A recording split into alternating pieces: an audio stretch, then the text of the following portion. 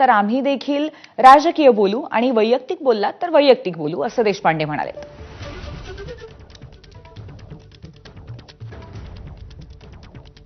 ज्या पद्धतीची टीका त्यांनी साहेबांवर केली त्या टीकेला ते उत्तर होतं. माझ्या दृष्टीने तो विषय तिथे संपलेला आहे. ह्याच्या पुढे जेव्हा राजकीय टीका होईल आम्ही राजकीय उत्तर देऊ. वैयक्तिक टीका करू नये ही आमची भूमिका होती. पण तो त्या दोघांचा विषय आहे ना, त्याच्यामध्ये मी कसं बोलणार.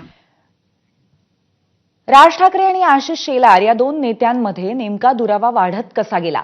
राज ठाकरेंनी केलेल्या विधानावरती आशिष शेलारांनी काय प्रत्युत्तर दिलं होतं आणि संदीप देशपांडेंनी आशिष शेलारांना डिवचणारी कोणती कविता केली होती, पाहूयात.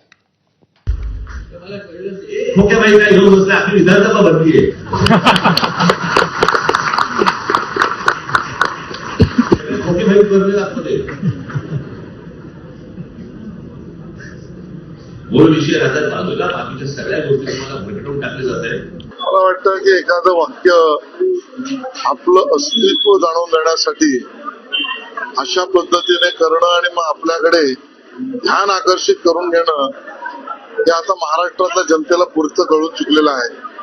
महाराष्ट्राच्या विधानसभेमध्ये निवडून दिलेले जनतेच्या समर्थनार्थ त्यांनी काम केलं, अशांना लोकांनी निवडून दिलेलं आहे. कुठल्याही पक्षाचा असेल, जे निवडून येता येत नाही, ज्यांना लोक निवडून देत नाही, ते विधानसभेत जाता विधान करण्याच्या कार्यक्रमात बसतात. लागली बत्ती पार्श्वभागाला की येतो शिवतीर्थावर चहा प्यायला. बँड्रातनं निवडून येण्यासाठी येतो पाठिंब्याची भीक मागायला. मुखवटा घालून फिरतो मीच तुमचा मित्र खरा, पण कपटी मित्रापेक्षा दिलदार शत्रूच बरा.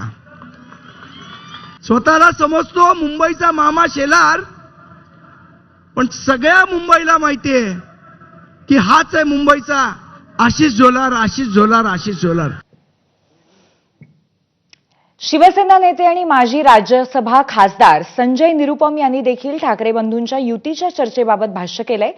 जेव्हा 2 शून्य एकत्र येतात तेव्हा कोणताही आकडा तयार होत नाही.